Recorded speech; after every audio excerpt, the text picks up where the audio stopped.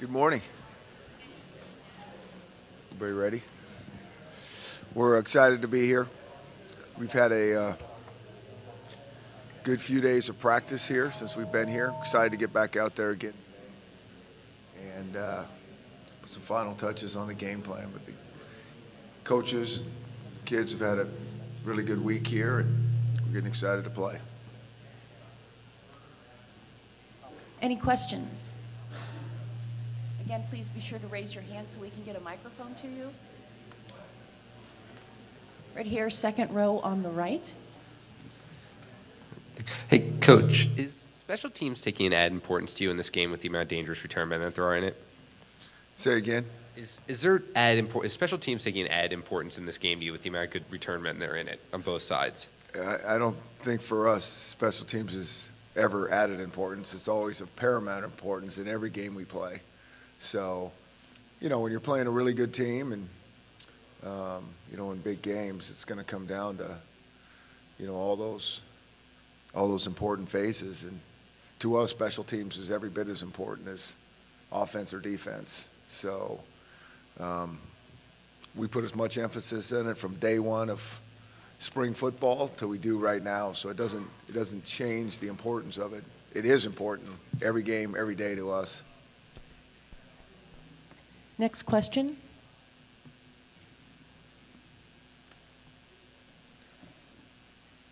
Far left. Good morning, Coach. What do you remember about your time in Pittsburgh? Do you have some fond memories from that? Yeah, that was a long time ago. Yeah, I like the city of Pittsburgh.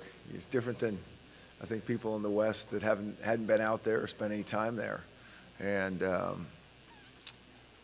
I enjoyed we weren't out there very long, just been married, and, really just starting coaching. And, yeah, it was a good time. Learned a lot.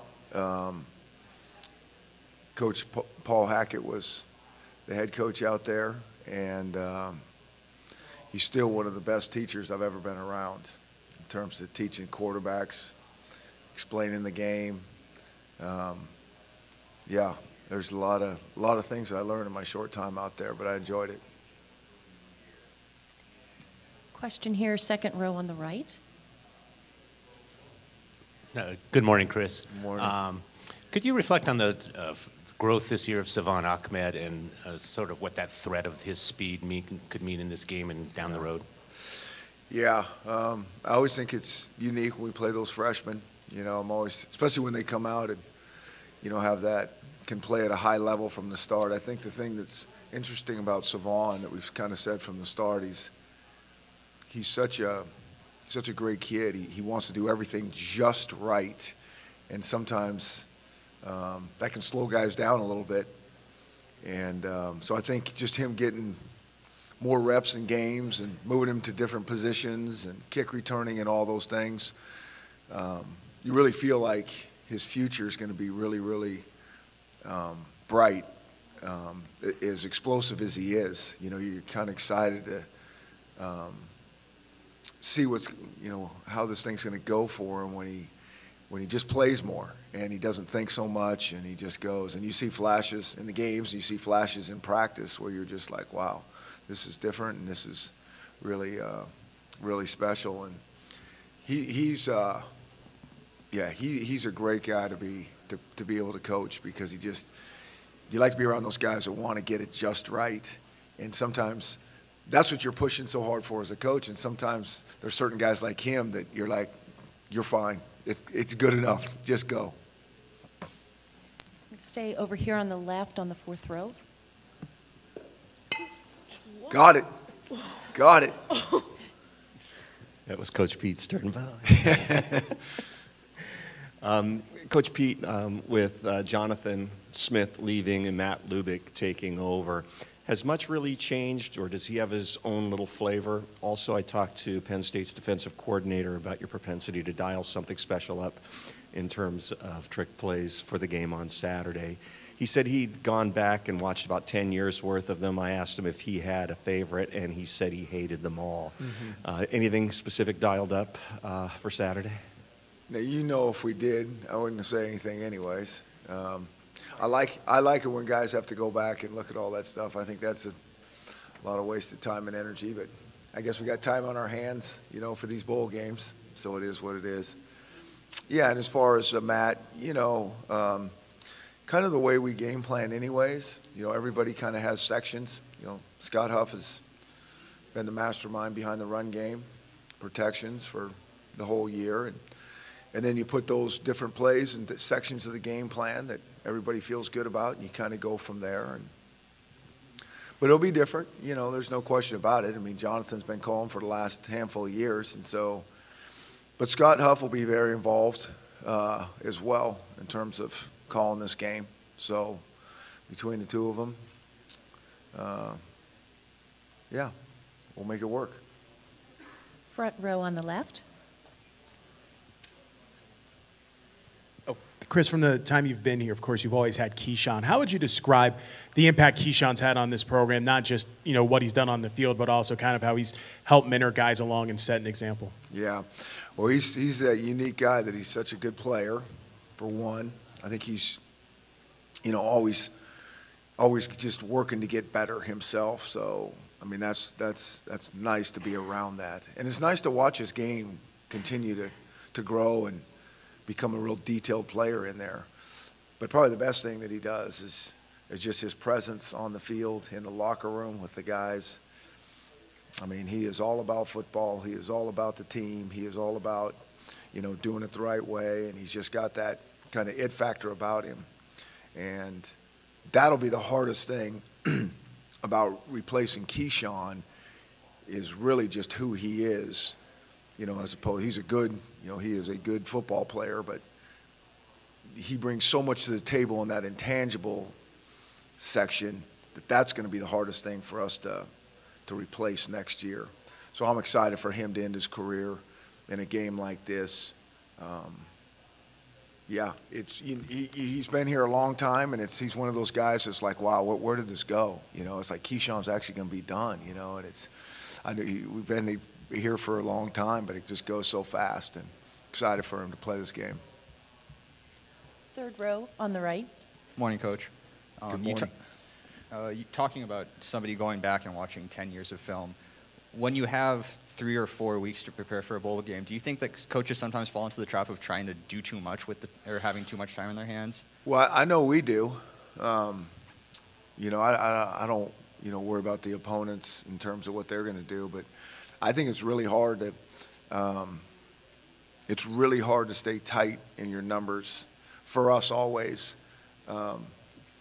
because you can only practice so much, and you got more practice time, so you're just kind of you're practicing stuff that's not going to get called in games. And so, you know, when you have a bye week or you have a couple weeks in terms of a bowl preparation, it's always been hard for us to stay true to the numbers in the game plan that you're going to end up calling. And so I do think that that's the thing for us on our side, to make sure we stay what we've been doing all year. Second row, far right. Hi, Coach. Everybody knows that Saquon Barkley's kind of the guy that you look for when you prepare to face Penn State. But what have you seen from Trace McSorley, and what do you want to do to kind of prepare for him? Yeah.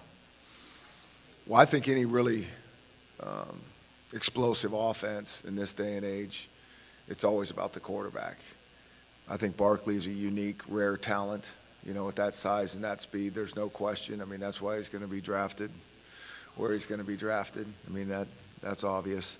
But the guy that makes this go is the quarterback, for sure. He's a good football player. I mean, he's the kind that you're like, yeah, you'd like him on your team. You know, you can tell he's a competitor. He runs. He's tough. He can throw it. You know, they use him in unique ways. They're real creative on offense and different things they do with him, and he makes it go.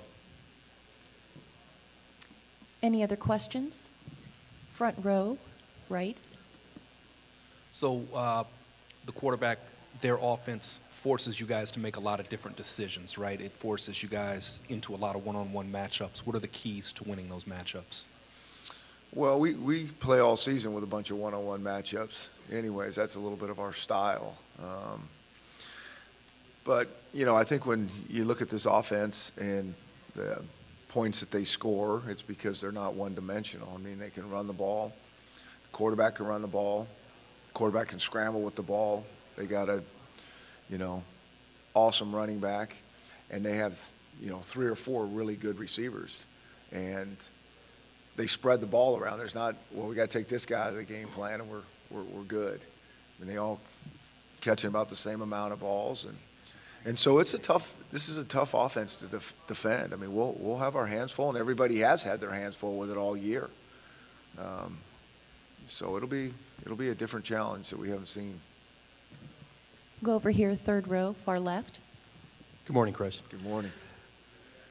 In talking to a couple of the players, especially the seniors the last couple of days, they've talked about the differences between when you first came in, the Cactus Bowl, for instance, and now today. They felt like back then maybe there was a little bit more play, it was more things, but now they feel like it's a lot more dialed in. People, maybe it's a lot more fired up and a lot more involved and focused in the game plan. Mm-hmm. Did last year's playoff, did that maybe subtly change any of your thinking about how some of these bigger games are approached? I don't think so. I always think every game is kind of unique in terms of, making sure the kids' energy is right, that they just really have the right energy. And we worry about that every game during the season.